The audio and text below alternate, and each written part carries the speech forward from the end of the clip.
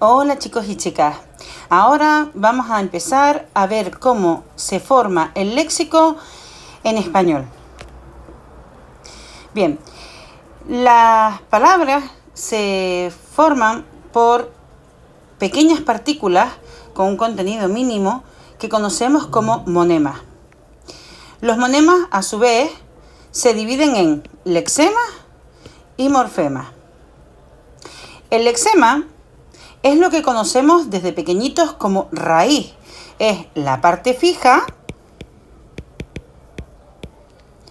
de la palabra, es decir, esa parte de la palabra que no cambia, que se mantiene y que es la que aporta el significado léxico, es decir, la que hace que en nuestra mente se haga el concepto de cuál es esa palabra y cuál es la realidad a la que se refiere esa palabra. Por otra parte, estarán los morfemas, que a su vez se subdividen entre flexivos y derivativos. Los morfemas son la parte variable, es decir, aquella parte de las palabras que, según en qué situación se encuentren, las vamos a tener de una manera o de otra. Esa parte variable tiene los morfemas flexivos, es decir, aquellos que aportan el significado gramatical. Cuando hablamos de morfemas flexivos, hablamos, por ejemplo, de la O del masculino, de la A del femenino, de la S del plural, qué categoría gramatical sea, va a poseer unos morfemas flexivos u otros, y son aquellos que aportan información gramatical, puesto que cuando añadimos una O y queremos decir que es género masculino, esa información es gramatical, no se refiere a el significado léxico. Por ejemplo, si yo tengo la palabra niña o niño, niñ sería el lexema, es decir, la parte fija, y lo que cambiaría sería, por ejemplo, su significado gramatical, que sería o femenino o masculino o plural. No todos los sustantivos evidentemente tienen esta variación de género, pero nos vamos a apoyar principalmente ahora en los morfemas derivativos, es decir, aquellos morfemas que añaden un cambio en la palabra a la que se refieren, cambia el significado de esa palabra.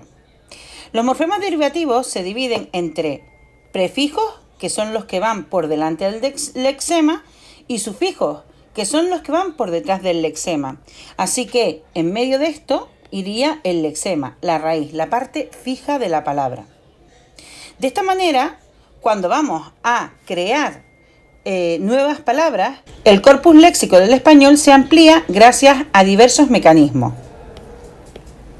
Esos mecanismos son: 1. El léxico patrimonial, es decir, todas aquellas palabras que vienen del latín, que es la lengua que derivó en el actual español. En segundo lugar, tenemos los préstamos lingüísticos. Los préstamos son palabras que vienen de otras lenguas y que definen alguna realidad que no tiene palabra para definirse en nuestra lengua original. Tenemos palabras como, por ejemplo, fútbol, que no solo viene del inglés, sino que ya no se escribe como originariamente se escribía, sino que la hemos lexicalizado en español, añadiéndole incluso nuestros rasgos ortográficos, como puede ser la acentuación de la llana cuando acaba en L. Hay otros préstamos que se siguen escribiendo, que se pueden escribir tanto como llegaron de su idioma, como sándwich, aunque en español ya existía una palabra para esta realidad, que era emparedado. Sin embargo, sándwich le ganó la carrera a emparedado. Otras palabras que, sin embargo, son muy útiles, muy usuales, como llamarle mouse al ratón del ordenador, en español no tuvo éxito el préstamo en inglés, sino que se tradujo al español y es ese el término que ha quedado provocando un cambio semántico de la palabra ratón, que es un animalito, para referirse al aparato que utilizamos para dirigirnos, para organizarnos o para guiarnos en la pantalla del ordenador. También tenemos neologismos, es decir, palabras nuevas creadas en un momento determinado para una realidad determinada. Actualmente muchos de estos neologismos nos llegan a través de la publicidad, pero basta con que alguien cree algo nuevo para que cree una palabra nueva para esa nueva realidad. Y de ahí que tengamos palabras nuevas constantemente, palabras que antes no se utilizaban. Una cosa es un neologismo y otra lo que acabo de nombrar, por ejemplo, con la palabra ratón, que son los cambios semánticos. Un cambio semántico es una palabra que tenía un significado, el animal, por ejemplo, y ese significado se ve modificado por otro significado, como puede ser gorila, cuando se refiere al portero de una discoteca. Es un ejemplo. Y por último, y la parte que realmente vamos a trabajar a fondo estos días, tenemos la formación de palabras. Es decir, palabras a partir de otra palabra. La formación de palabras parten de una palabra simple o primitiva, creando palabras compuestas, es decir, un lexema más otro lexema, por ejemplo, boca-barranco o culo-botella.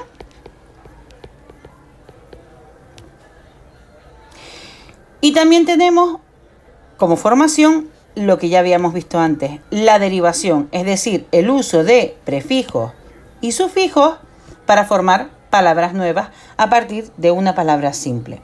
Las palabras derivadas, por lo tanto, pueden estar formadas por un prefijo más un lexema, un prefijo más un lexema más un sufijo y un lexema más un sufijo. A todas estas composiciones hay que añadirles los morfemas flexivos. Así, por ejemplo, una palabra que puede ser pan, le podemos añadir el prefijo em y añadirle morfemas flexivos propios del verbo.